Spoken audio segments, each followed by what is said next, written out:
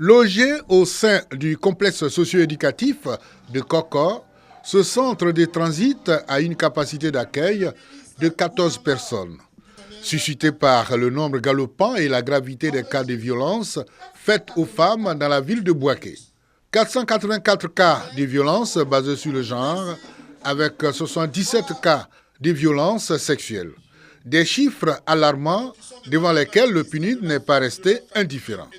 Notre souhait est que ces centres deviennent à terme, s'ils ne le sont déjà, de véritables espaces d'apprentissage et de développement de compétences dans la perspective de renforcer durablement la résilience socio-économique des victimes de violences basées sur le genre.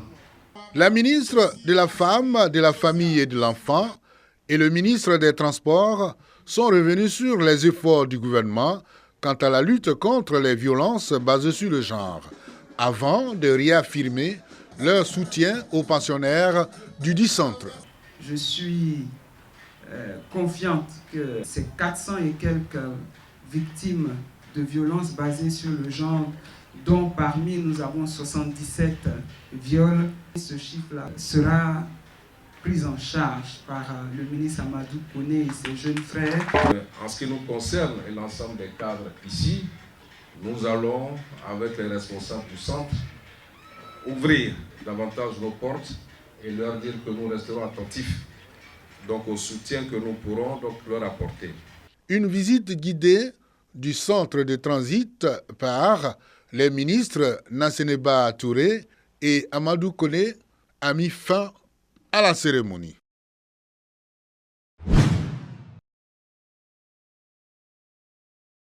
L'hypertension artérielle est le facteur de risque le plus incriminé dans le développement des maladies cardiovasculaires. Elle engendre 9,4 millions de décès chaque année dans le monde, selon l'OMS. La Journée internationale du cœur est l'occasion pour l'ONG AVC Espoir et la Ligue ivoirienne contre l'hypertension artérielle, LICH, de mettre l'accent sur le dépistage précoce. Et pour la circonstance, les populations d'Alzopé sont instruites sur l'importance de l'automesure tensionnelle.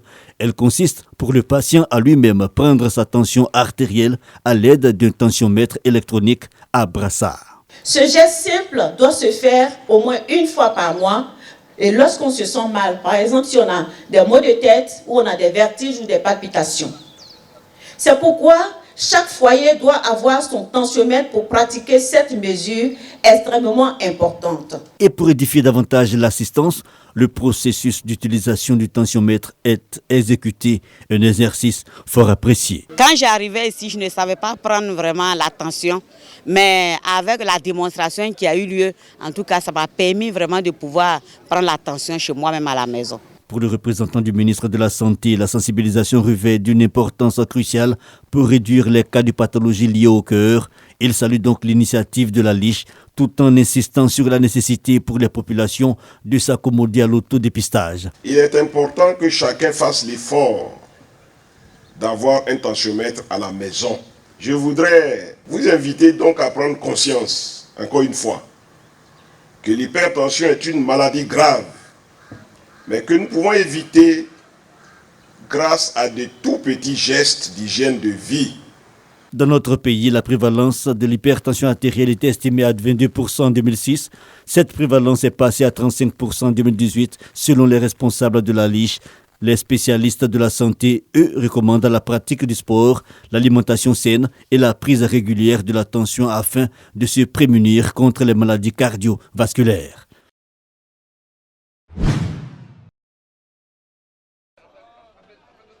Ils sont venus des 4 coins de la région du Haut-Sassandra pour prendre part à la salle de réunion de la préfecture de Daloa à une rencontre initiée par la Direction générale du budget et des finances.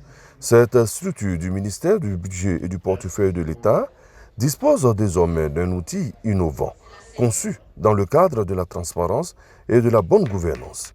Il s'agit de la cellule d'information des opérateurs économiques, CELIOP. Désormais, à travers l'application e-requête, l'opérateur économique pourra exprimer ses préoccupations.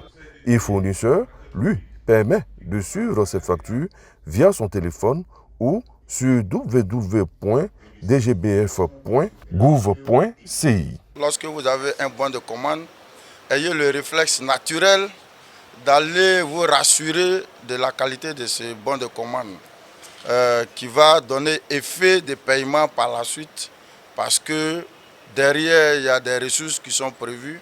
En ce moment-là, vous êtes rassuré que l'État, en bon père, va payer votre commande que vous avez exécutée. Daloa et le Haut-Sassandra ont décidé de s'approprier cette innovation. Que cette sensibilisation continue et qu'on fait les points focaux dans les régions pour qu'on puisse faire les relais, pour qu'on puisse vraiment mieux comprendre. Sinon, c'est vraiment bien. À partir de là, toi-même, tu peux suivre tes propres affaires. Après Daloa, la DGBF va mettre le cap sur Yamoussoukro. L'objectif reste le même, la vulgarisation de la CELIOP. Voici des femmes heureuses, actrices de leur propre réalisation et fierté de tout un village. Nous sommes à Vro 2, une localité productrice de cacao dans la sous-préfecture de Vavois et forte de 9000 âmes. Elles sont toutes membres des AVEC de Vro 2, association villageoise d'épargne et de crédit. Ces femmes ont mobilisé un total de 31 millions de francs CFA d'épargne et octroyé des prêts de montant de 50 millions de francs CFA en fin d'exercice. Quand on a fait avec, j'ai pris pour moi, je suis allé, j'ai payé passer et j'ai tapé brique. En tout cas, ça m'a aidé. Vraiment, moi, je faisais mon achat d'haricots. Je n'avais pas assez d'argent. Si je rentre en brousse, j'ai 40 000. Si j'ai trop payé, c'est 50 000. Grâce à cause avec, pour le moment, je peux faire achat de 200 000. À ce jour, ce sont 22 AVEC que compte le village de Vro 2, avec l'accompagnement de CARE International, partenaire de la mise en place du projet. Leur existence a considérablement changé la vie des adhérents qui sont passés d'une situation de pauvreté à un élan d'autonomisation. Les femmes de Vro 2 sont soutenues dans leur initiative par le PRODECOM, projet de développement communautaire financé par la Société africaine de cacao, SACO. Aujourd'hui, ces femmes de Vro 2 ont la capacité de financer aisément des activités génératrices de revenus. On a commencé en 2020. Elles sont en train d'entamer maintenant le 3e cycle qui va partir. Les femmes ont mobilisé avec des ressources propres. CARE ni SACO n'a investi 5 francs dans leur activité. Ce sont les femmes elles-mêmes qui ont mis en commun des épargnes 1000 francs, 500 francs par semaine. Et elles ont réussi à mobiliser les 31 millions. Je voudrais exhorter celles qui sont encore hésitantes à adhérer aux associations villageoises d'épargne et de crédit, et qui va leur permettre d'être autonomes et s'occuper convenablement de leur famille.